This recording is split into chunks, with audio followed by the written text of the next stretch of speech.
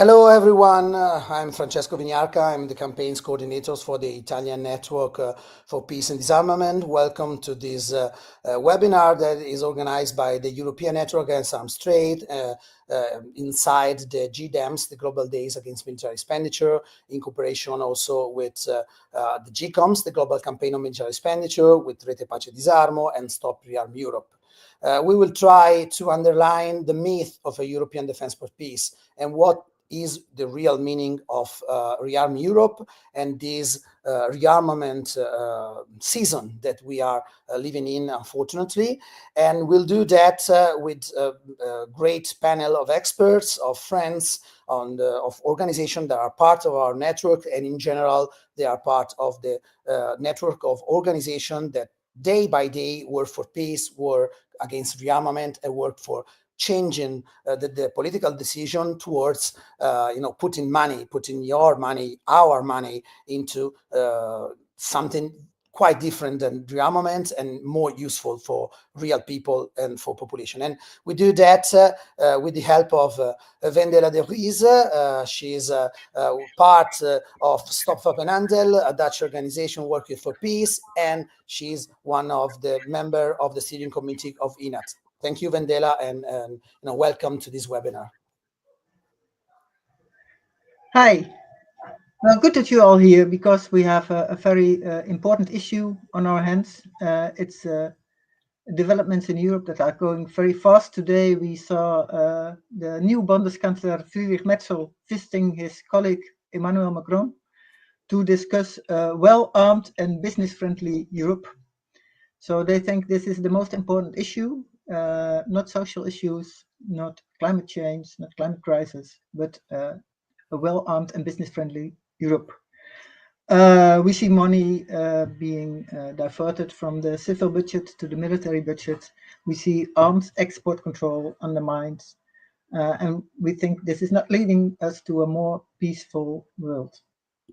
So before I will give the floor to some excellent experts, I can tell you that at the end we will have 4 introductions from the experts, and then at the end we will have a discussion with some resource persons that are also involved in these issues and in research on these issues. I will first give the floor to Laëtitia Sédou, who is the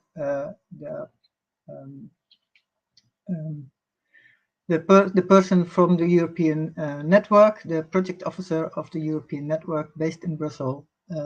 Please, Laëtitia, take the floor. Thank you, Wendela. Thank you, Francesco, and well, hi to everybody. I'm very happy to be here. And indeed, there are a lot happening recently about this EU militarization or EU rearmament. I'm going to have a kind of factual presentation, short factual presentation, just to make sure we are all clear on what's on the table, and then in the discussion we can go further to see why we see that this is not a Europe for peace and what is not working for peace.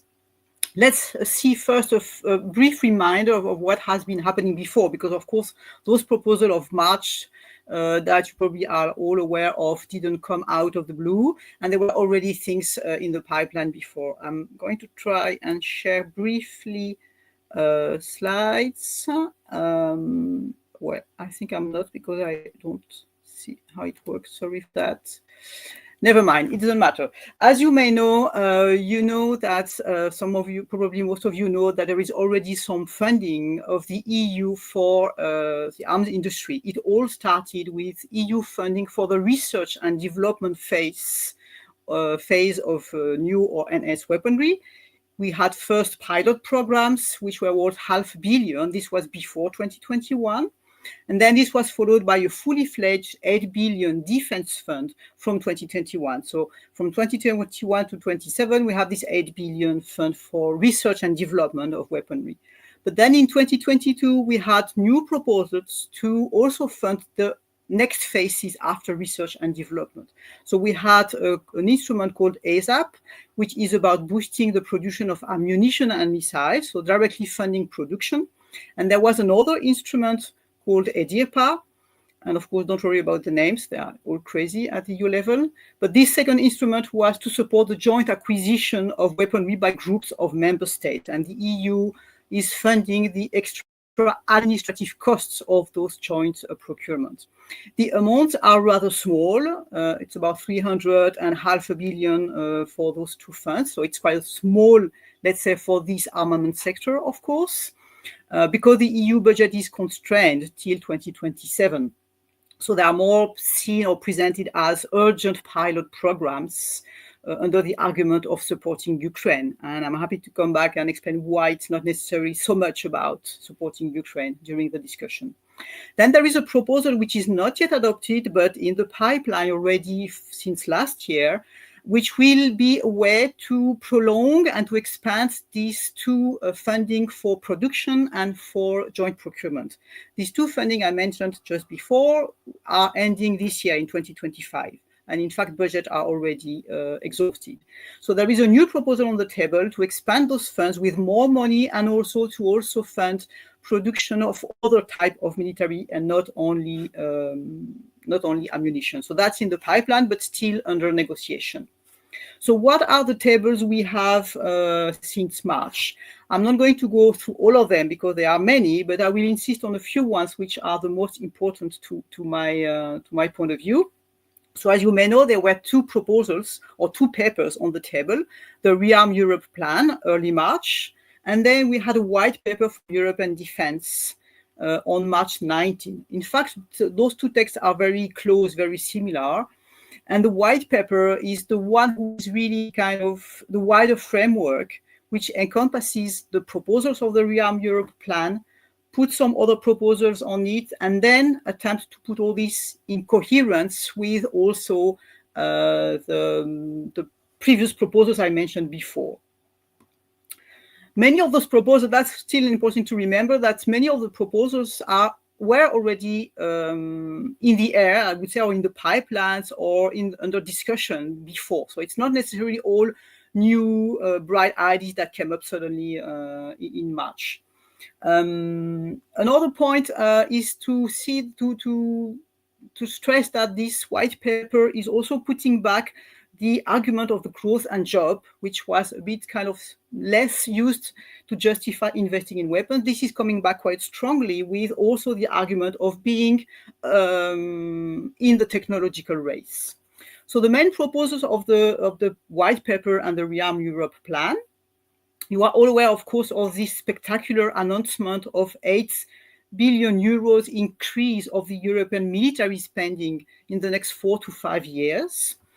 This increase would happen mainly through national debt. So that's very important, of course, to be clear with that. It's not about fresh EU money. It's really about national countries going into debt about it. So, of course, this means that it will largely depend on the member state goodwill to go into debt. And to encourage them, the Commission has put two proposals to incentivize this process.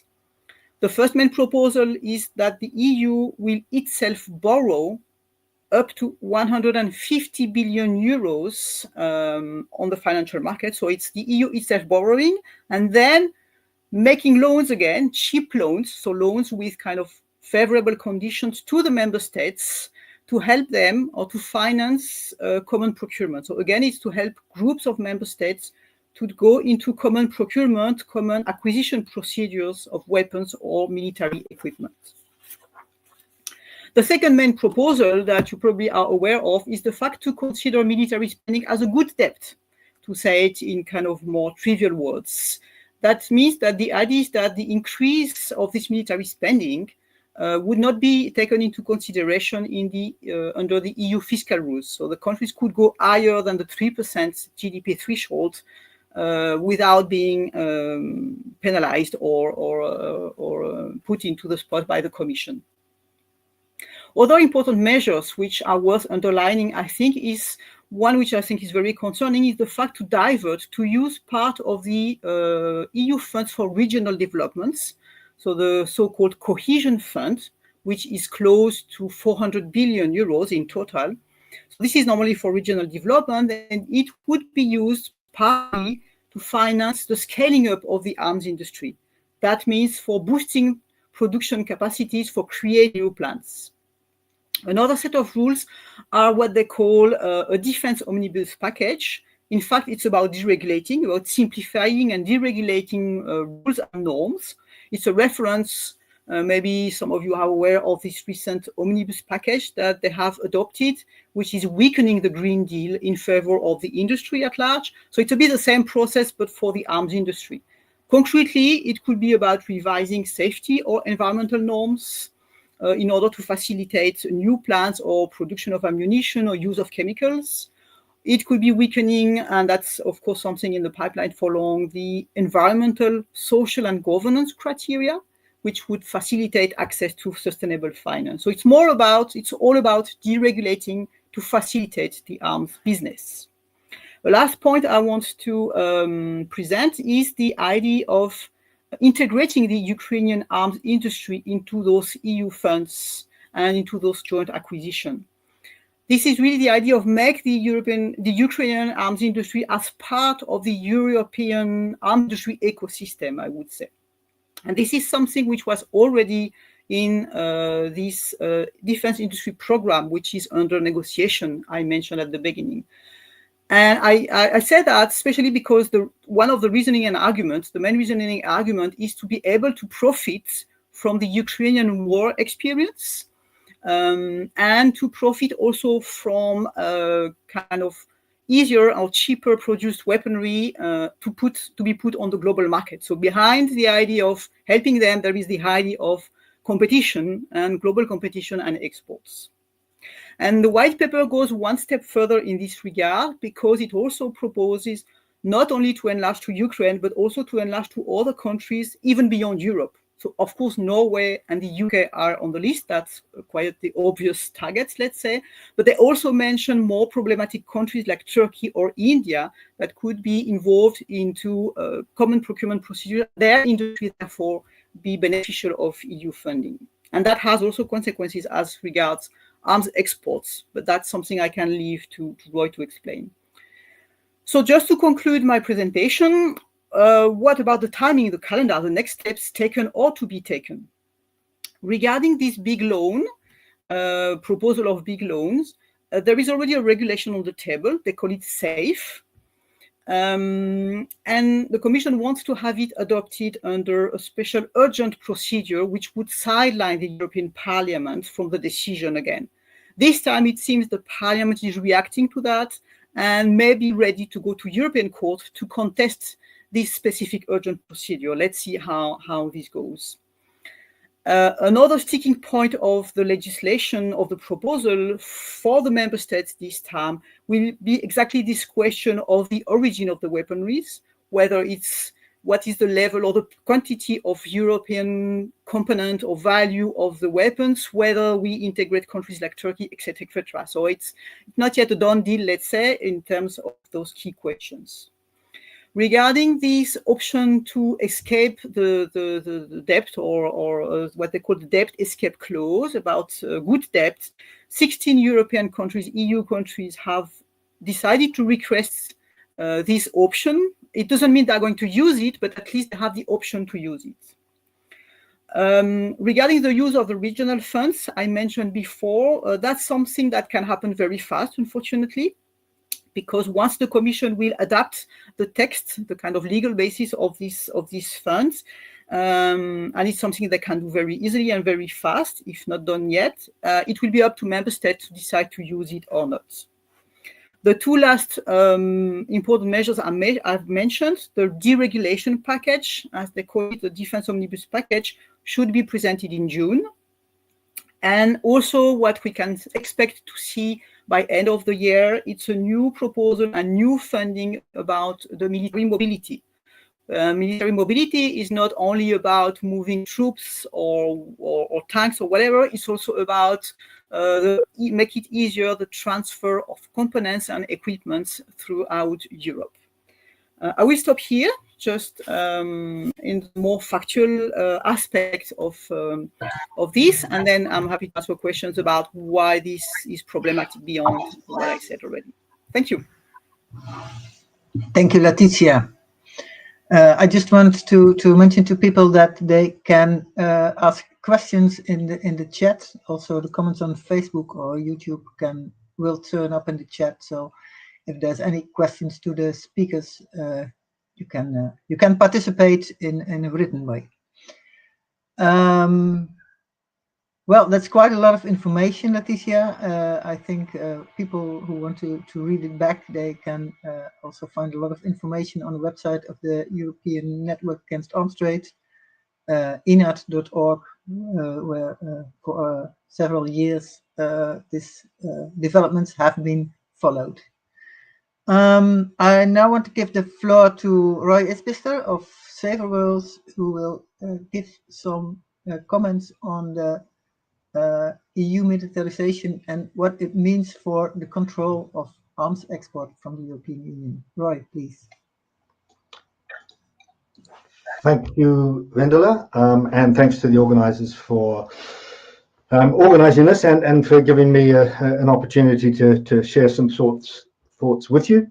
I've been asked to speak about whether the EU common position on arms exports is governing EU co-production or whether EU co-production is rendering the common position meaningless. We heard from Laëtitia about some of this huge pressure that exists at the moment for the member states to produce and procure arms together, and it's hard to see that this would not have an impact on what I'd call the third leg of this three-legged stool of arms in the EU, which is arms sales, arms exports. Now, as things stand, the states have a national competence. They decide on their own whether they want to export or not, but this is within a common framework, the common position on arms exports, 8 criteria that states are supposed to follow when deciding whether they're going to export arms or not. And the common position is similar to the Arms Trade Treaty, what's in the Arms Trade Treaty, which again all EU member states are party to, but not exactly the same. Now, if all member states were applying these rules along similar or same lines, co-production wouldn't really be, or how to manage the export of co-production wouldn't really be an issue, because it wouldn't matter where the country of final assembly was, because the same decisions would be made. But that's not the case. Member states interpret the common position as they see fit, and some will see specific exports as very fit indeed, whereas others might see those same exports as questionable or even obscene. And 2 classic recent examples of extreme divergence: exports to Saudi Arabia was during especially when the Yemen war was at its peak, and more recently to Israel. Both cases, some states said largely no, some said sometimes, and some said, yeah, you bet. So what happens when member states are co-producing arms? If each member state can set their own rules and they have different ideas, how does this actually work? Well, in theory, each contributing state effectively has a veto. They can demand to know the prospective export markets, and they can say that's not okay. They could even take the option to withhold their participation from a joint project if they felt strongly enough about it, felt they were being ignored. Now, obviously, the member state of final assembly will have a critical say on the permission to export, because it's to them that the application to export outside the EU is made. But in reality, whether a contributing state will step up will depend on a number of factors. That includes the nature of their contribution, the extent of their contribution, how big a part do they play in the export, the nature of the equipment, the nature of the end user, the identity of the various states involved, their relations more broadly, domestic politics. But all of this is within the context of the need to be seen as a reliable supplier. So why would anyone go into business with you if they could not rely on you allowing them to do what they wanted? So there's a real pressure to acquiesce, to go along, and especially if you're a junior party. Some states might be a bit more troublesome than others and object, but it's a reasonably big deal to do that. But this uncertainty is one of the reasons, one of the things that's hampered the efforts in the EU to boost joint production in the past up till now. I don't think it's the main one, but it has been a factor. And EU states have struggled in some cases with this concept of co-production. Now, a big recent example is the Eurofighter exports of the Eurofighter aircraft to Saudi Arabia. With France as the final member state involved was all for it. A contributing state, Germany, said no. France was unhappy, and there was a lot of public pressure put by France on Germany to go along with the export. Now, eventually, what France and Germany did was they agreed a treaty, the Aachen Treaty, where it was agreed that the minority partner would allow the majority partner to make any export decision if the minority partner was responsible for less than 20% of the final product. So this was called the 20% de minimis ruling.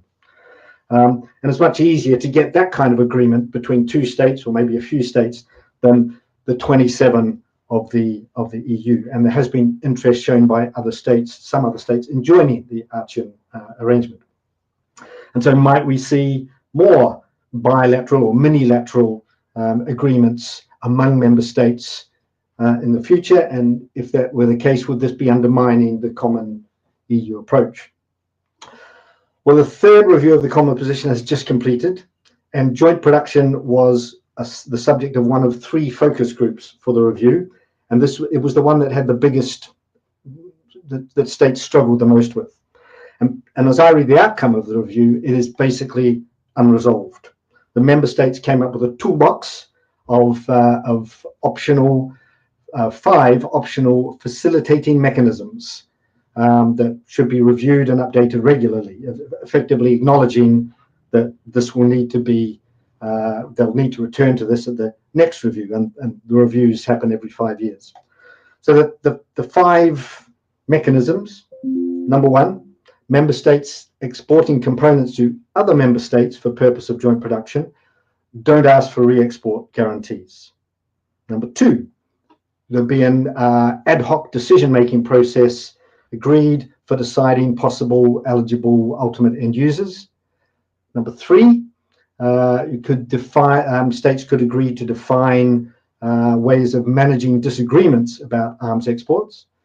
Number 4, component producers could use global or general licenses, leaving the final decision to the country of final assembly. And number 5, it could be ongoing consultations about risk assessment through the life of the project among the project partners. So these are all optional. So everybody can carry on as they did before. So basically this resolved nothing. But it's also interesting to note that these are facilitating mechanisms. So that the underlying message to my eyes being that this is all about facilitating exports. And if that is the case, if there's regular review and updating, that pushes us in the direction not of tightening controls, but of loosening, of facilitating exports. Now, to come back to the title I was given, to the question I was given to speak to, and assuming that the real question is whether the common position is governing the export of reproduced kit, I think the answer is maybe a bit, but not very well.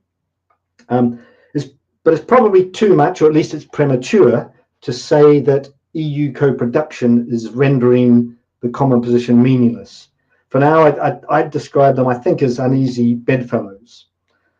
And let's not forget that for now, what's doing most to undermine the common position is some appalling national decision-making about arms exports and very divergent practice across the EU.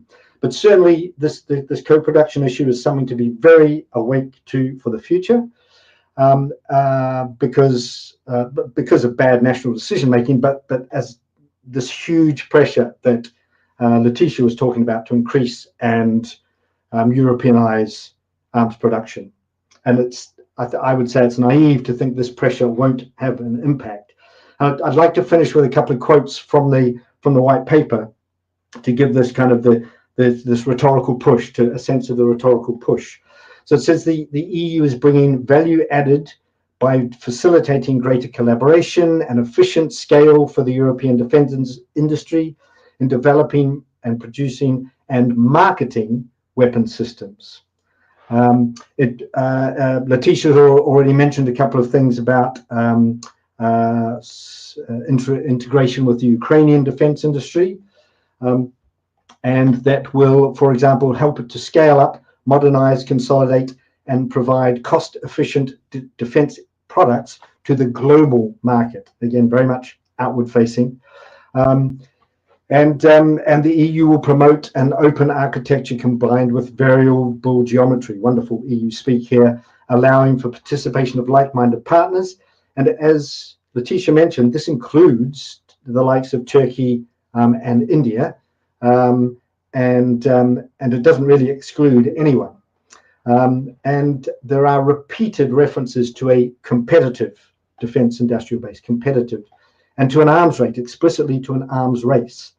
But there are no mentions of export control, of restraint, or of responsibility.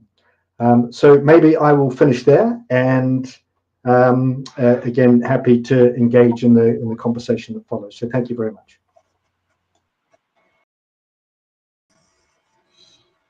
Thank you, Roy, for this very clear explanation of the consequences or developments on the arms export control fields. I think we now go to Sam Perlo-Freeman of the British Campaign Against Arms Trades, who will give some insight in the role of the arms industry in all this development. Please, Sam. Yes, thank you, Vendela. So I'm going to start with just some basic data, facts and figures about European military spending and arms industry and trade, mostly from CIPRI, some of it looking up some of the most recent arms company annual report. So just to get a picture of how much military expenditure, arms production, and the arms trade are increasing at the moment. So I've just got a few slides to share. Let me see how I do this. Right, I want to share a screen. Okay. Where is my relevant screen? This is a different platform to what I'm used to. So, right. Okay. You should. Can you see this? Right. So first of all, now you can see that. Okay. Now it's on the screen, Sam. Great. So first of all, click to add text is a bit annoying. Let's get rid of that. Can you still see that now, the full screen share of that table? Yeah, we can see. Yes? We can see that. Yes. Good. So first of all, this is according to the latest CIPRI data, military expenditure figures for 2024. And so I've got here comparisons of NATO Europe. So that's all the European members of NATO, not counting Turkey, and obviously not the US or Canada, and comparing this with Russia and Ukraine. So it was $454 billion in 2024 for NATO Europe. So that's 3 times Russia's spending, even in the midst of an all-out war. And there I've got Ukraine's for comparison as well. The share of GDP, so this is based on adding up the GDP of all the NATO European countries and dividing the total military expenditure by that. So it has just gone above the overall NATO target of 2%. So obviously there's a lot of variation. Some countries have gone to very high levels, like Poland, of over 4% of GDP, whereas others are still well below 2%. But this is almost certainly the first time that the average for the whole of NATO Europe has reached 2%. This is still a lot less than Russia and Ukraine.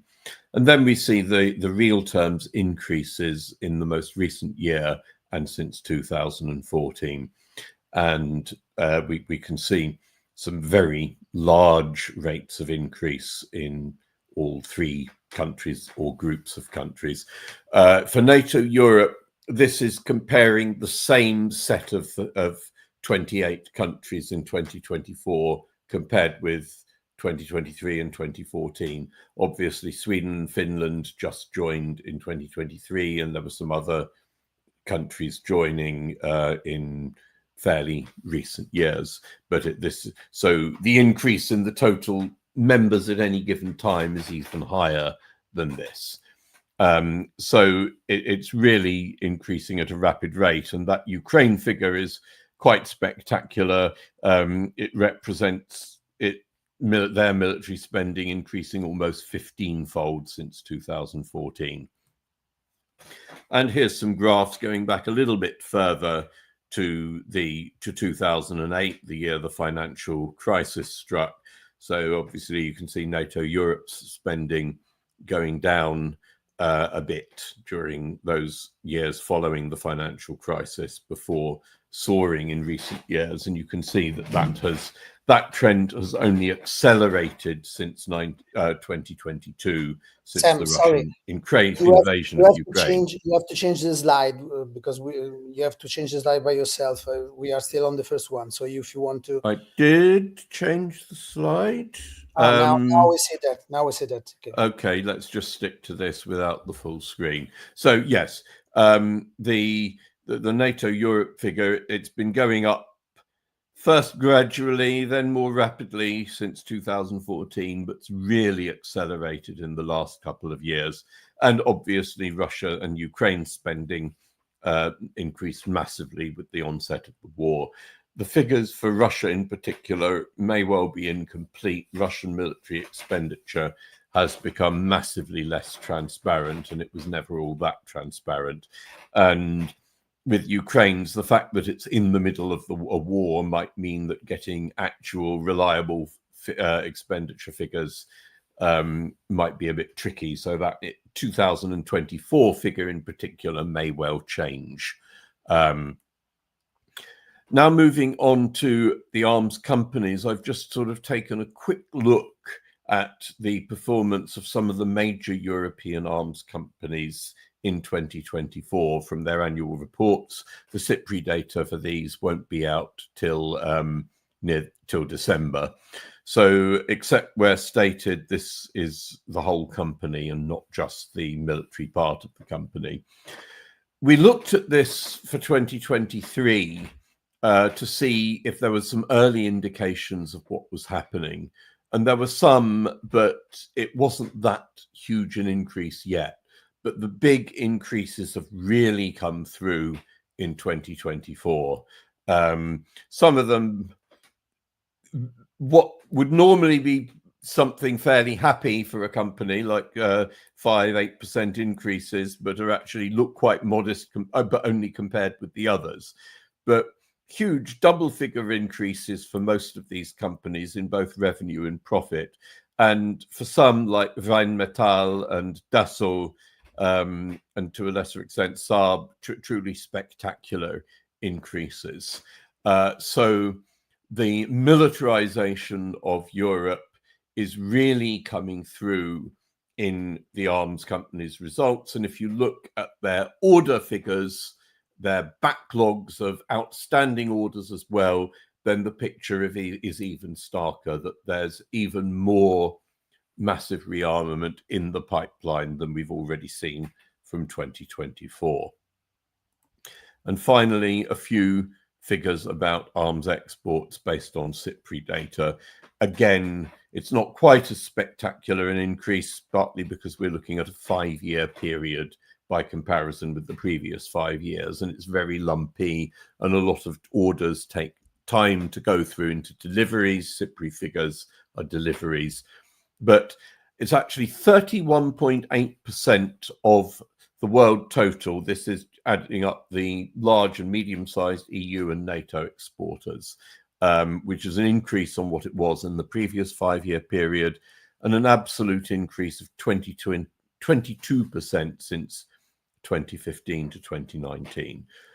So between them, these figures all show that the remilitarization of Europe is happening apace, and that it's going to get even faster, and it is feeding through into exports. And how long have I been speaking for so far? Have I got a few minutes left? You can have a few minutes. If you so I'll keep it brief. Only a few. Only a few.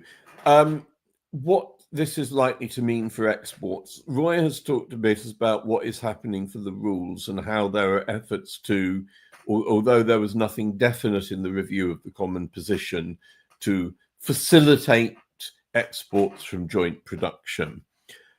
Now, when we see a big increase in arms production domestically and in arms procurement by major European producers, one might think, well, they don't need to focus so much on exports anymore. One of the main strategic motivations for countries promoting arms exports has been it's necessary to maintain a domestic arms industry because domestic orders on their own are not enough. So, well, maybe now that there's so much more domestic orders and orders from within Europe, from European allies, maybe they'll be satisfied. But of course, that's not how capitalism works, and it's not how countries see their sort of position in the world as military powers works either. So obviously for the companies, enough is never enough. And the fact that Europe is putting so much focus on rearmament means that it is giving an even more central position to the arms industry. I've looked at the influence of the arms industry in the UK and saw that from 2012 to 23, BAE Systems alone had more meetings with ministers and with prime ministers than any other private company. And the access that the large arms companies have to government is just extraordinary, as well as the well-documented revolving door between government and arms industry.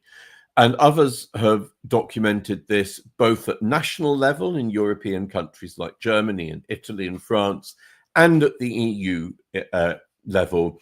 Laëtitia and Wendela and others in ENAAT have documented extremely well just how successful the arms industry have been at getting their people into the central councils of European Union when it comes to defence policy and defence industrial policy. And they've been pushing at an open door. The EU has welcomed that influence, and that was even before the Russian invasion of Ukraine. So this has really given them an opportunity to expand that influence even further, and for the EU to justify putting the arms industry at the center of policy, as presenting them almost, if you like, as the heroes of Europe who are helping us protect ourselves from the Russian menace. We see this in the way that they're trying to improve arms companies' access to ESG investment funding. They don't really need it. It's not like they're short of investment, but it's more about how the arms industry is seen, that they want the arms industry to be seen as the good guys. So British ministers, I think it was the previous government, talked about how they wanted to make sure the arms industry didn't suffer from woke ESG guidelines. And Sam. so, and basically the point is that all this influence means that the arms industry's interests, including their interests as exporters, is going to be seen as ever more important. So the real danger is that the contrary voices saying that arms exports should be subject to ethical criteria are going to be drowned out even more than they always have been by the celebration of the arms industry as the heroes and saviors of Europe. So I'll finish there. Okay, thank you, Sam. Give the man a few more minutes and he gives a very interesting longer presentation, but still we have to go on to the next very interesting presentations.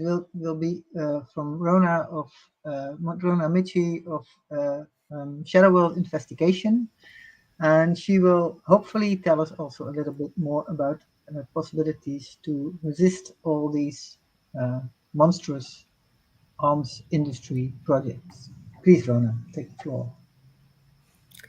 Thank you, Vendela, and thank you to the rest of the panel.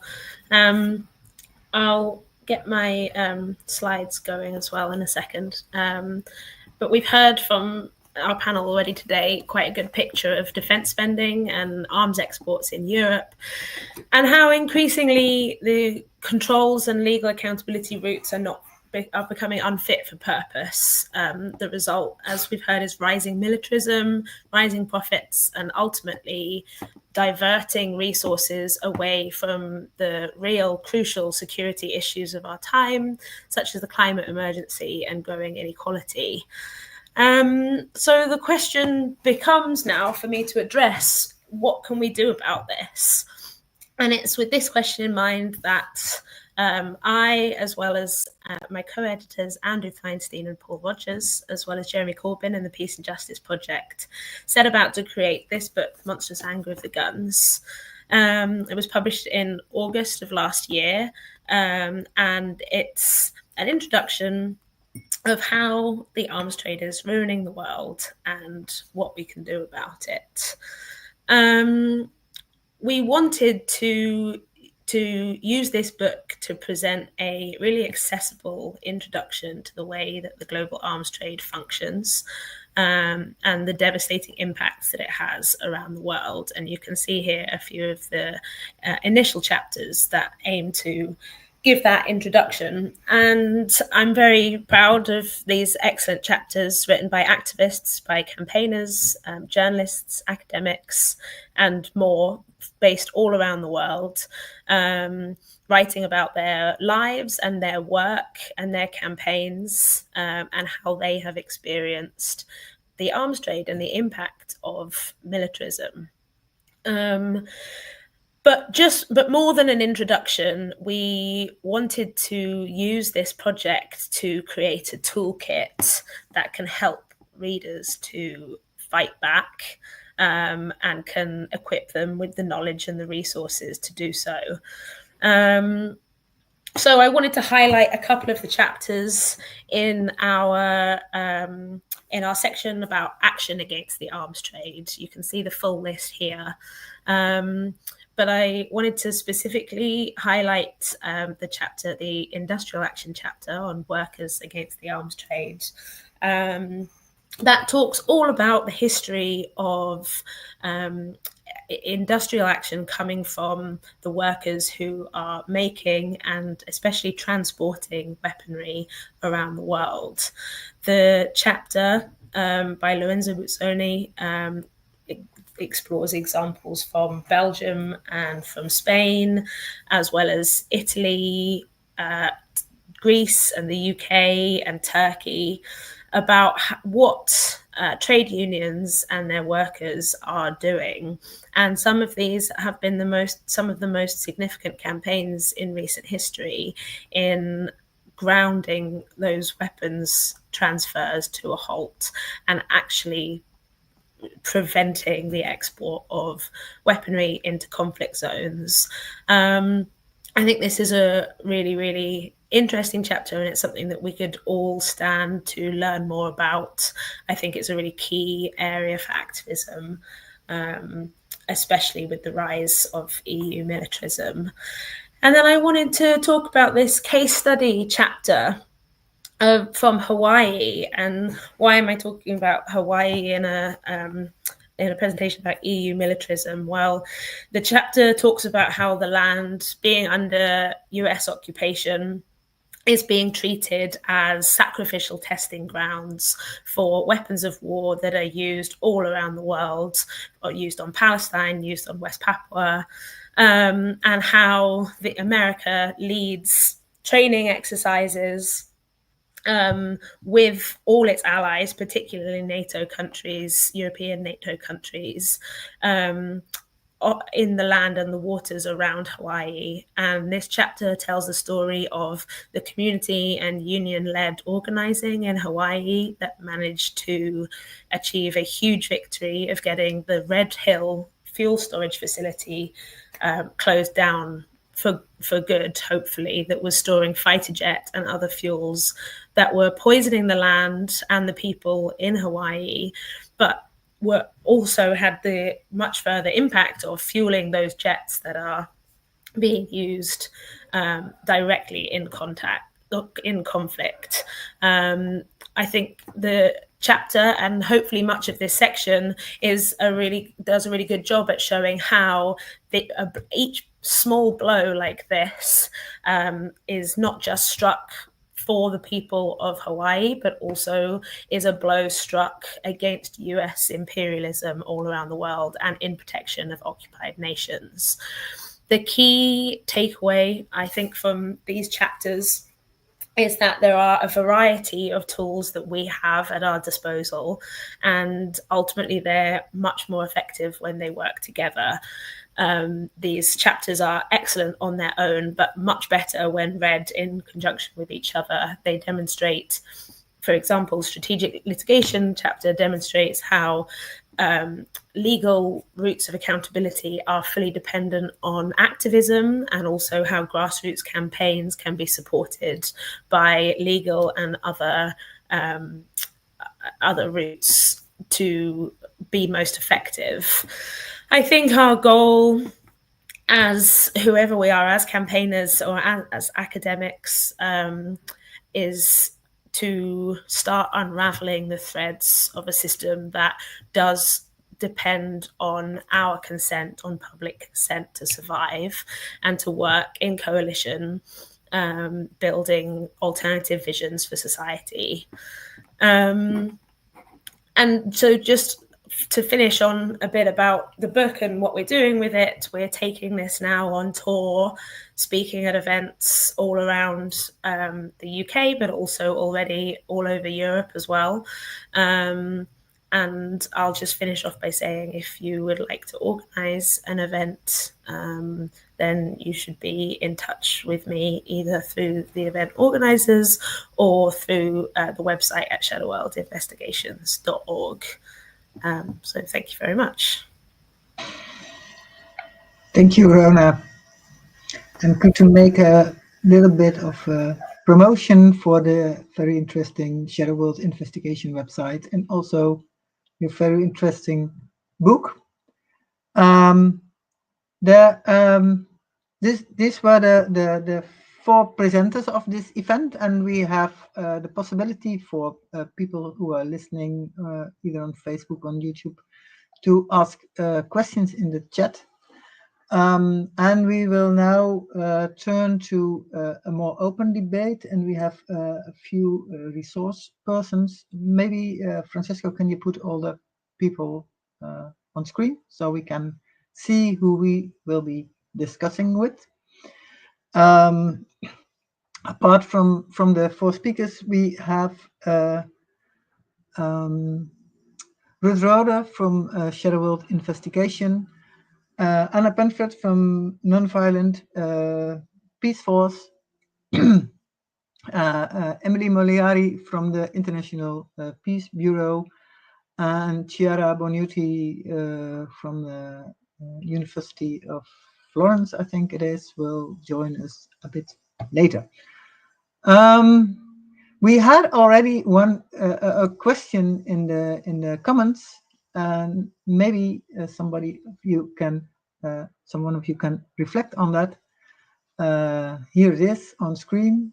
Given the level of high integration of NATO states in many arms projects, what are the chances that the increase in arms expenditure across the EU will significantly benefit US arms producers? Well, asking the question is already knowing a little bit what the answer will be, but who of you can I give the floor on this? Who wants to react on this? I'm happy to react already, and then others can complement, of course. That's a very important question indeed, because that's really an issue showing the whole contradictions within those processes at EU level and this militarization and all these funds for the arms industry. Because on the one side, the idea is to promote the European arms industry, to make it more competitive. Let's remember that all the funds I've been mentioning before, the legal basis, how the EU, why the Commission is competent on it, it's not because it's a military purpose, because that's not part of the competence of the Commission, but because it's an industrial competence. So the objective is really about the global competitiveness of the arms industry.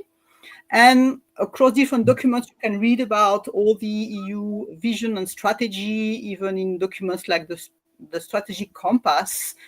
The US is seen as a competitor, in fact. So not an enemy, not a systematic rival like China, but as a competitor in terms of weaponry. So it's really the idea of being in competition, being able to compete on the global market against US arm producers. But at the same time, as the question put it right, of course, there is a lot of integration within those armies.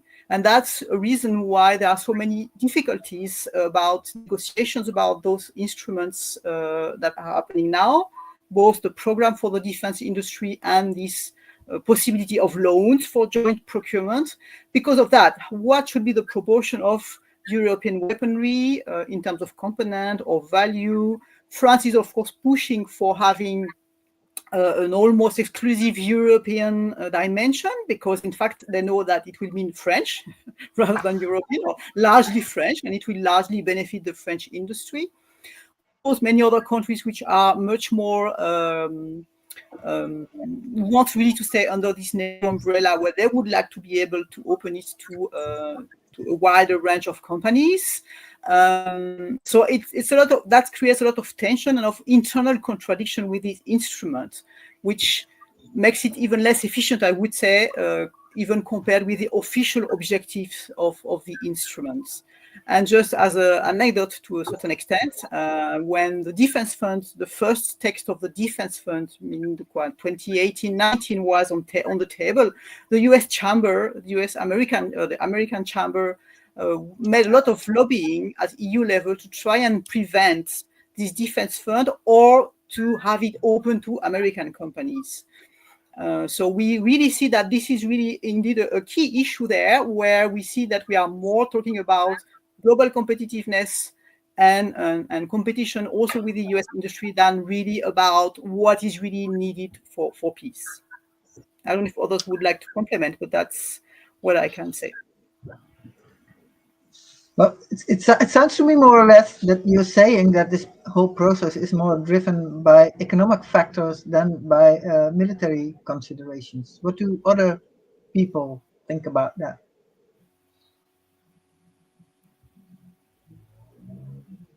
Is European militarization an economic process, or is it on security issues, or what is driving this whole militarization? Who can I give the floor? Nobody wants to reflect on that. Roy, maybe. Please, can you answer this question? You're still muted. Sorry, I'm struggling to get my cursor to the right part of the screen. I was planning on not speaking because we've got a whole pile of other people who haven't spoken at all yet, and so I'd be interested to hear what they've got to say. But I suppose I think it's a multifaceted issue. I think trying to turn it into one thing or the other is probably going to be too simplistic there's a lot of factors in play here. I think it's also just on the question about, you know, what does this mean for US industry? Again, given that you're dealing with the current US administration, who knows? I mean, things change so fast. But I think it would be quite ironic if one of the consequences of US actions is that it closes out or restricts US access to EU markets, which is a possibility. But there's also the larger picture, the global picture here. If we have an arms race in a scale that hasn't existed for a while, then the overall market grows, and the US arms manufacturing sector is very well placed to take advantage of a growing global market, to a certain extent, regardless of what happens in the EU. So I think, you know, an arms manufacturer, wherever you are at the moment, I would have thought is going to be rubbing their hands. Over. Thank you, Roy. Anybody else wants to comment? We are joined by yes, Rona, please. Just briefly, I think that to add to what Laëtitia and Roy have said, I think the state of how much of Europe is operating is that national security interests and the kind of profit motive and the profit interests have become interwoven to a point where it's not really practical to separate the two out in conversation. It's arguable. I mean, Sam sort of covered it earlier when he mentioned BAE Systems, but it's arguable that they aren't even really that sort of government and industry aren't functioning as separate entities, and that the strategic relationships that one country and government have are just as vital in terms of, I mean, just as vital as the economic interests in allowing arms exports to go ahead, and both of those trump any consideration of human rights or conflict prevention interests. Thank you, Rona. We have another question in the comments from Chiara. Maybe you can put it up, Francisco. What about the ways and methods to boycott arms businesses for common people? I think this is a question for Emily, who is from the International Peace Bureau and very well involved in actions against militarization and arms, and running the global week of action against military spending. Please, Emily, can you say something on this question? Thanks, Mandela. Yeah, I'm happy to start off. It's a great question. I could maybe speak about more in general, as you were mentioning, actions, because I cannot really refer to a single action to boycott armed businesses, but I can talk about actions that as civil society we have been taking. And yeah, as you were saying, we are now having the Global Days of Action on Military Spending, GDAMS, and actually this amazing webinar is part of that. And those are actions that are taking place within a brighter campaign that we are co-organizing, which is called the Global Campaign on Military Spending. And basically what we are trying to do from our side is really to firstly raise awareness, because I think the main point is that people don't know. Like normal people that are not involved in this, for a work perspective, they really don't know what's happening in the armed businesses. And also, I don't know if your bank is, for example, also using your money for buying weapons instead of, for example, increasing the health system in your country. So those are raising awareness is the main point. And for that,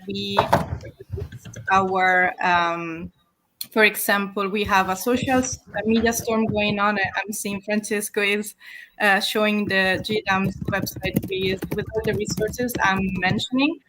For example, develop some graphics that people can just share with really how much money has been spent, for example, in 2024 for the military industry in all of the world. But then we're also trying to target really the single countries. We are still developing some materials, and that helps a lot, as I was saying, really to raise awareness. So I think that would be the first point. And now when people are really start talking about this issue, then the change is starting, and we can really aim to do something. Other action are petitions. We keep launching petitions for organizations, but also for individuals. One of the most recent example is for sure the Stop Rearm Europe campaign that we launched and that you are seeing now on the screen. As mentioned, that's mainly for organization, as it is for now. As if you are part of an organization, also even small, it doesn't matter. You can sign up the appeal that you see there, and we will be in touch with you. We are organizing some meetings in order really to have a global movement, like an European international movement, but also with global partners that try to react to this crazy, Rearmament Europe initiative. And we are planning also to launch soon an individual petition. So if you keep checking the website, at some point you will see also the possibility to sign as an individual another petition. So petitions and call to action are another way. I think I can stop here for now, but I look forward, maybe my colleagues here has some more other really concrete action to share. Maybe yes, indeed, thank you, Emily. Sorry, Wendela. I was going to jump on the issue of the banks. I think it's an important one because there is indeed a quite worrying process at EU level of pushing more and more for banks to open to arms industry. It's not that they were completely closed, but there were a number of regulations or resistance. The European Investment Bank, for example, could not provide money for military-related projects or only on a very limited scope at the beginning, and now they have enlarged quite a lot. And more to respond to the question for each individual, there is also a lot of pressure to make sure that the kind of basic savings of individuals can be more and more used for the arms industry. There are some cases in France, for example, we had the very famous called Livret A, which has really the family saving, traditional saving that grandparents would open for the kids, etc., during 20 years and all these kind of things. This fund, for example, could not fund the arms industry, and now it can. Or there was a proposal for it to be able to fund the arms industry. I'm not 100% sure how it went, but there is a lot of pressure about it. So maybe that's also an interesting way of, for those of who would be interested, to go to your banks or to see whether there are already movements or campaigns at national level about the banks and the role they play in supporting the arms industry and alerting your bank or making things you don't want. There are, I think there is also a website. I will try to look for it and share it now on the chat. At least in Belgium, for example, there is a website which select and classify the banks with labels about green environment and green investment, etc. And they also include whether the bank invests or not in weapons, and that can help you to choose, for example, your bank or change bank or whatever. So that's a very concrete example, I think, of possible action against the arms industry. Okay, thank you, Laëtitia. Ruth, you have the floor. Yes, sorry, my Wi-Fi keeps cutting out, so I hope I don't disappear. I just wanted to add to that very briefly that the issue of pension funds is also a big one in boycotting the arms industry as a consumer. A lot of pension funds pension funds are obviously huge pools of money. This is something that's a bit harder to do as an individual if your pension fund doesn't already have a sort of no arms industry sort of option, which some pension funds do, or at least sort of a no controversial weapons, like that kind of option. So it's definitely worth asking your pension provider, even if it's just to make them aware that it's something that people are thinking about. Other than that, there are also coordinated campaigns around this. I mean, this is obviously different in every place, but in the UK currently there are quite a few campaigns to start to get councils to divest, local councils, so local government, to divest their pension funds, and some of those have already been successful. So that's just something to add to that.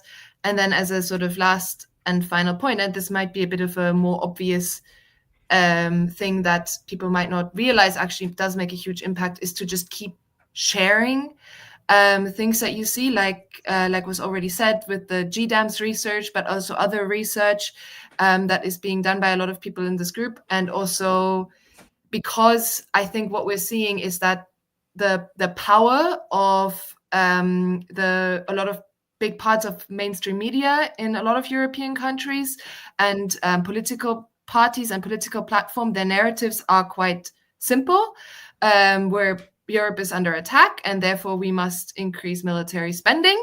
And this is something that I think is really is sort of a very simple narrative that's being pushed, and to push back against that and form a critical counter public is extremely important. And for that, literally every share, every like on social media, every person you speak to about these issues at your house, everyone you can point to a resource that they might be interested in, that's a really important way to change the narrative overall within our sort of immediate social circles. Okay, thank you, Ruth. This is a little bit already an answer to the question of Caspar in the comments. Maybe you can put that up, Francisco. Caspar is asking, do you think Russia is a security threat to the European Union? Could it be possible that the EU is reacting to Russian threat and also the economic motivation, which is also a little bit what Roy was saying, but maybe somebody wants to comment on that from the speakers? Yes, Sam, please, you have the floor. Say a few words. I think bluntly, potentially, yes. I don't think we can dismiss that there could be a Russian military threat to Europe, especially if you think of the Baltic states as being very small and not having a lot of depth. But and a lot of us thought that I might say, well, they'd never be so crazy as to attack Europe. A lot of us thought they'd never be so crazy as to attack Ukraine. However, I think this threat is massively exaggerated, and especially there is a narrative of European defenselessness in the face of Russia, which I think is just a complete fantasy, more or less. You saw those figures that European NATO members, forgetting the US, assuming that the US was to pull out tomorrow, or were to just sit on their hands in the event of a war, European NATO members spend 3 times as much as Russia. And this is while Russia is fighting an all-out war in Ukraine, where it is suffering massive losses and is failing to make significant advances against a country which has a fraction of its resources. So the idea that Russian forces would be ready to roll across the plains of Europe unless Europe massively rearms, I think is a complete myth. That there may be gaps in particular capabilities. There is a lot of inefficiency in spending because so much of arms spending is based on what the arms industry finds most profitable, and on, in the case of the UK and France, in delusions of being global powers and in nuclear weapons which can never be used, rather than in actually meaning the word defense. So I think that what's happening, it's not simply a response to a threat, it's a way of promoting the interests of the arms industry. It's a way, I mean, frankly, I think it's a way of benefiting capitalism and benefiting elites in that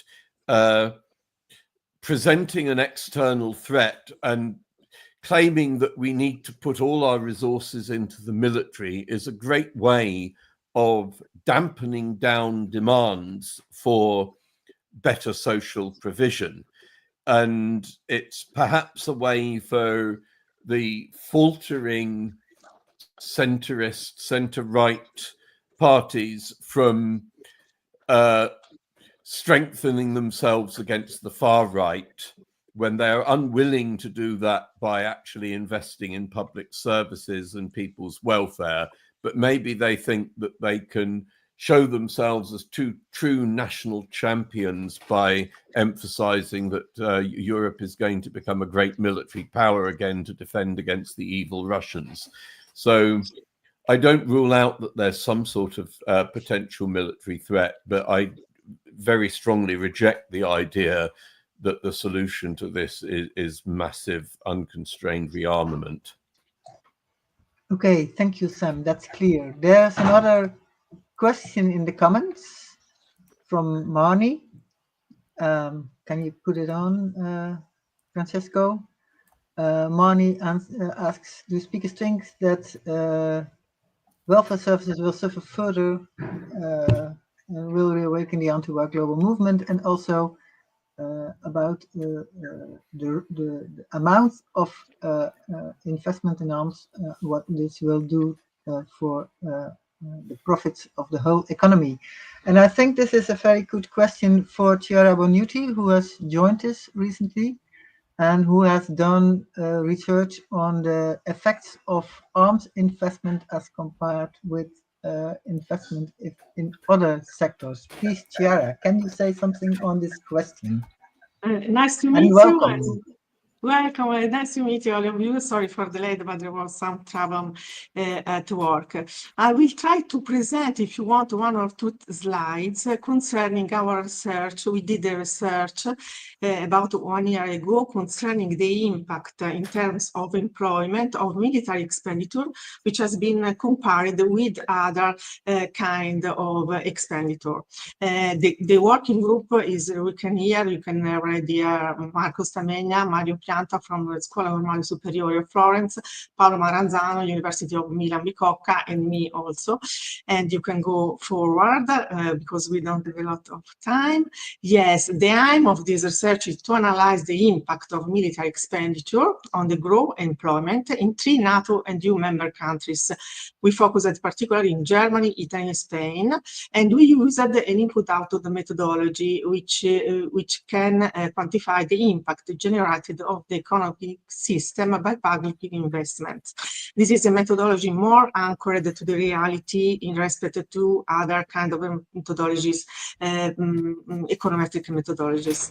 The research group already I described you, so you can go forward if you want. This is the context. The context every one of you, everybody knows. We just focused on the period of 2013-2023.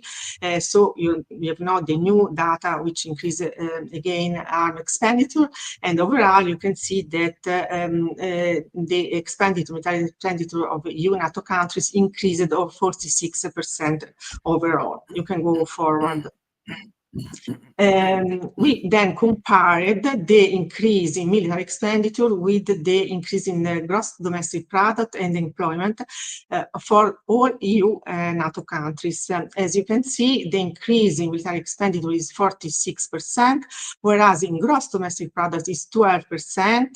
That means more or less 1% every year, so it's nearly to stagnation, and employment is only 9%. So despite an increase in military expenditure, there were no expansive effects on the economy. You can go forward.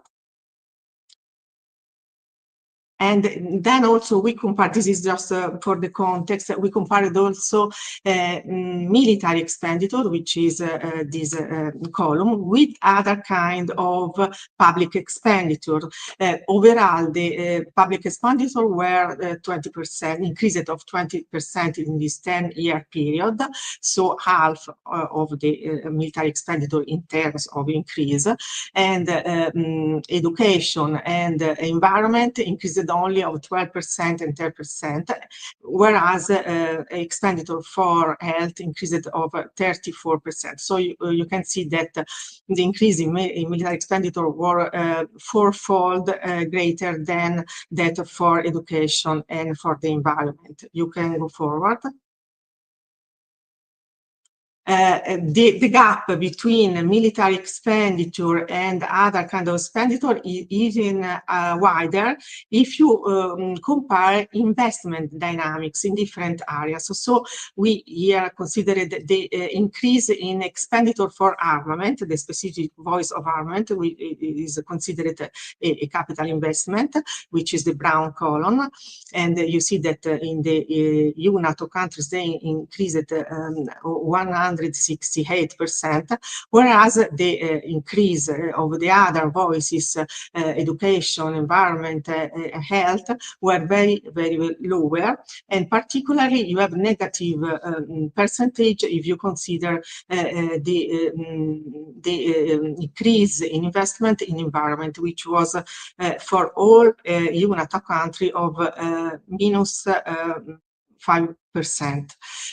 These are the all NATO countries. These are each of the three countries that we analyze. You see that the gap is very, very wide for all the three countries, despite the different situation. The economy is different, more or less expensive political economy.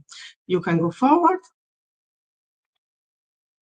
In conclusion, I just concluded here, we tried with the input-output model to analyze how many jobs 1 billion in public spending create. And we discovered that in Germany, we just approximated for thousands. In Germany, for example, 1 million public spending creates 13,000 new direct and indirect full-time equivalent jobs in healthcare, which is this one. And then you have, or I can see because it is very, wait for a minute that I see here. Yes, and 10,000 in education, 6,000 in environmental sector, and 4,000 in the defense sector. Similarly, in Italy, you have that 1 billion in public spending create in the healthcare sector 11,000 new jobs, direct and indirect jobs, 9,000 in education in the environmental sector, and only 3,000 in the defense sectors. Again, also in Spain, you have, if you spend 1 billion of public expenditure in the healthcare sector, you reach 13,000 of new jobs. If you spend in the education, you have 15,000 of new jobs. And if you spend in the environment, 10,000 new jobs, and in the armament sector, only 6,000 new jobs. So, in conclusion, our findings show that for all countries that we analyze, so for NATO, EU countries, analyzed in this specific period, because there are a lot of factors which can influence growth and improvement, so we have to circumscribe for this period, for this country. And the result is that for all countries, non-military public expenditure have a greater impact on the economy and the employment than spending for arms acquisition.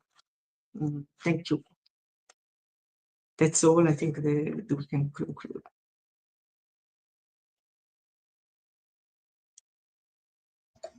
Okay, Chiara, thank you.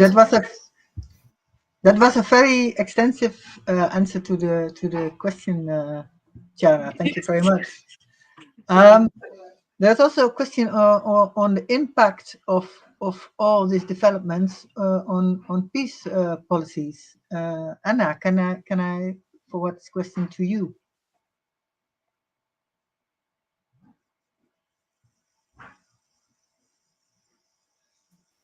Well, yes. to rephrase it, yes? Okay. Yes. No, it's good. I was trying to unmute myself. Thanks for the question. I mean, in terms of impact on EU peace policies, it's also important to look at the fact that we have less and less money for EU support to peace building activities. There are a lot of researchers who've been documenting this. I'm thinking of research from the Global Public Policy Institute in Berlin. They've been documenting how the level of funding of the EU for peace is really decreasing. And obviously there are lots of factors. It's investment in defense that is responsible for this. We also have the post-COVID lack of like the big budget restraints. We also have more emphasis on foreign economic policy, so more emphasis on big infrastructure projects and things like that. But obviously, more money is being needs building as well. And we see some countries like the UK making this clear link, decreasing the level of aid to boost investment in defense. And we know we have a lot of officials who tell us in Brussels that we should expect a big drop in funding for peace building in the next EU multi-annual budget because of the current context. So that is concerning. And obviously the EU a lot of reputational issues related to double standards in different places. But now if we have aid cuts plus an increase in defense spending, that is obviously going to go counter the narrative of the EU as a peace project. And it will also decrease the potential role of the EU for peace in other places. And I think just coming back at some of the discussions around Russia and everything like that, I think in Brussels, obviously there is the economic motivation that must play a part, but there is also the fact that a lot of policymakers genuinely think that investing in the military equals investing in peace. And we have to do a lot more at explaining that actually investing in the military doesn't equal investing in peace. Quite like far from it, I would say. But there is a lot more need to poke holes in this questioning, like what is actually contributing to sustainable peace and human security in Europe and outside Europe, what type of measures are needed, what type of investment are needed, and questioning more the consequences, I would even say the costs of rearming Europe for peace within Europe and outside Europe. And I'm sure all of the fantastic data and analysis that was mentioned during the webinar so far will help us and others in the audience to ask the right questions to policymakers in Brussels around this. Okay, thank you, Anna. We get more questions in the chat, but we are also a bit short in time. I think both Ruth and Laëtitia wanted to comment a little bit on this, and maybe they can have a look also on the question where Florence is saying there's a difference between supporting Ukraine and asserting that Russia is planning to attack the EU. So maybe Laëtitia, no, first Ruth and then Laëtitia, if you can be short, because in the end we want to show a few web links for people who want to continue reading on this issue and are interested in more in the background of what is said in this this meeting. Please, Ruth, your short comments. Yes, I really don't want to add much to what Sam has already said, but what I do want to bring home the point, though, that I think even if we talk about arms exports and those kinds of things, get sometimes buried a little bit. And that is that we as Europe, through this rearmament process, are creating a vision in policymakers' minds, in the minds of certain members of the public, that to be safe against a Russian threat through this massive rearmament, the requirement for that seems to be that we're making other people not safe. We are very explicitly and very actively, through this push for rearmament and through this increasing push for arms exports, putting other people's lives in other places in the world in danger. We are, as Europeans, responsible for what happens with our weapons elsewhere. We are responsible for what happens with them when Israel uses them to commit genocide in Palestine. We're responsible if Turkey uses them against the Kurds. We're responsible if India and Pakistan use French-made weapons on both sides. Like, this is of a ever hotter war. So I think this idea that we need to rearm to defend Europe, we are completely being gaslit into believing that we can do that without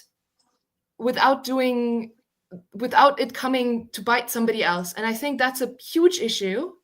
And in that sense, I also just wanted to briefly mention, of course, this also works in the internal side. I mean, we sometimes talk about human security as a kind of lofty concept, but the climate emergency and the benefit cuts that we're seeing, the aid cuts that we're seeing, these aren't nice to have little welfare state things. These are things that people's lives depend on. We are going to have we will have excess mortality from benefits cuts in our societies. The weakest people in our societies will die. This is not just me saying this. This is reports you can look at from previous cycles of benefit cuts.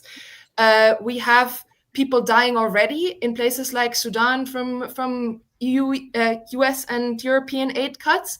We are actively creating insecurity through these policy choices, and these choices will come back to haunt us.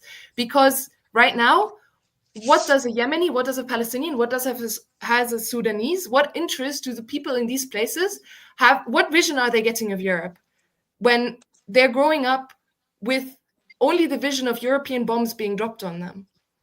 And this is something that will be extremely dangerous. And if our only response to this is ever more weapons, then I don't know, then it's just not, it doesn't work. The one side doesn't exist without the other side. Thank you, Ruth. I should say these are famous last words. Or Laëtitia, do you really think you can add something to this? Or do you skip? It would have been a great conclusion indeed. And I fully support that this issue of the double standards of the EU are very absolutely crucial, and sometimes we could ask ourselves whether it's not more a threat to international law when a democracy and when Europe is complicit of genocide in Palestine, more than when an autocrat like Putin is again violating international law, which is not a surprise. It's unfortunate, it's horrible, but it's not really a surprise for the last 20 years. And whether we are not more putting that into danger because we claim we are the best defenders, but we don't cope. But just, I wanted to mention, but because of, I think, an important element about the Russian threats, I agree with Sam, and he mentioned the fact that we spend more. There is also enough elements to show that we have sufficient military capabilities. We are more, at least at the same level, and many times more than the Russians. So it's not that the question. At the same time, I don't think it's worth trying to say whether they're going to do it at some point or not, whether they are ready to invade. I think for me, the key point is the self-fulfilling prophecy dimension, meaning that we don't know and what Putin has in his hand now or his head or what other plans, but what we know is the security dilemma and the impact of the global arms race, meaning that if we continue over-arming ourselves, then they will also rearm themselves, etc., etc. And we enter into a self-fulfilling way that just by rearming ourselves, we probably favor even more a conflict with Russia. I don't know if it's very clear what I say, but that's this mention of self-fulfilling prophecy is very important, because, and that's what we need to break. We need to break this cycle of rearmament and of arms race. And maybe, and of course, not doing that doesn't mean we just don't have to arm and we just wait and see what happens, just like that. That's not the point. And I know we are short in time, but I think that would be important also to have at least one example of a way to do things differently. The point is not about not arming and just wait and see. It's about how can we manage the current tension and imperialist rivalry, because let's be honest, we, the West, are also an empire. And we have in front a Russian, also imperialistic vision, but it's the same as the vision we have. We are just competing one empire against the other. How to break that and how to have a different vision of security. And maybe if we have 2 minutes for Emily to talk about this common security concept. I don't know. I think we are running a bit out of time. So totally Emily, up to you. You get 1 minute, and okay. I just feel that it's really important to mention, especially after Laëtitia and Ruth, thank you so much for these comments. Basically, we are already talking about common security maybe without knowing it. And common security is not a concept that we as International Peace Bureau found out. It's a concept that was developed during the Cold War period. So as it was also a period of high tensions. And it was a concept that was developed by the Independent Commission on Disarmament and Security Issues that was led by the former Swedish Prime Minister Olof Palme. Basically, the core of common security is really you cannot feel safe if the counterpart doesn't feel safe. So it's basically what we have been saying all this time. And it's an option. It's not something magical. It's not a magic formula, obviously, but it's a tool, and it contains a lot of 6 principles. We have reviewed this concept in 2022, so please feel free to check out the website. I don't know if Francisco can also maybe pull the website out at some point. It's simply commonsecurity.org. If not, also from our website, I'm happy to also explain more if you just want to drop a message to us. But the core is really you can feel safe only if your counterpart is safe. And in order to do that, you don't need arms. You need cooperation, you need diplomacy, you need dialogue, and most and foremost, you need to build trust.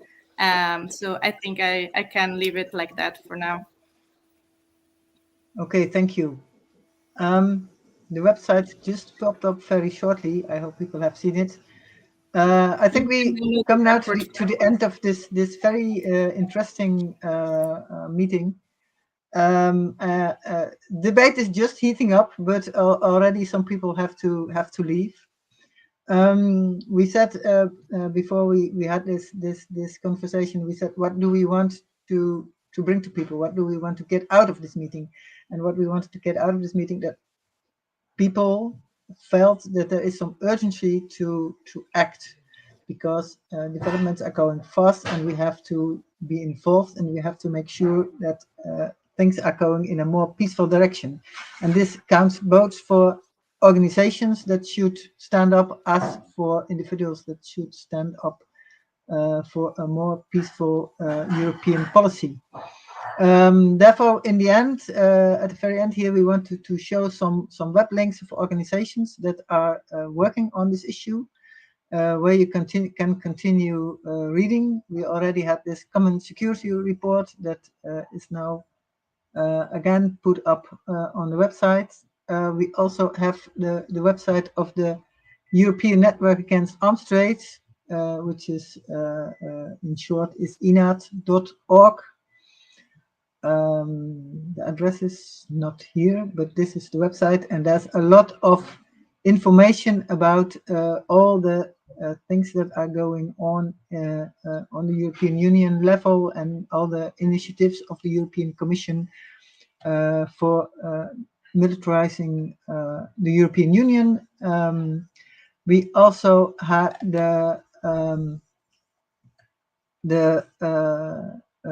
report or the action page of Rearm, Stop Rearm Europe, Stop Rearm EU, which is a new campaign with also the possibility to sign on for organizations and also for individuals.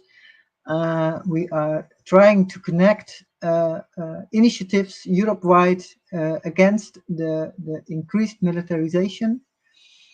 There is also, of course, the wonderful research that Chiara has presented about how investment in military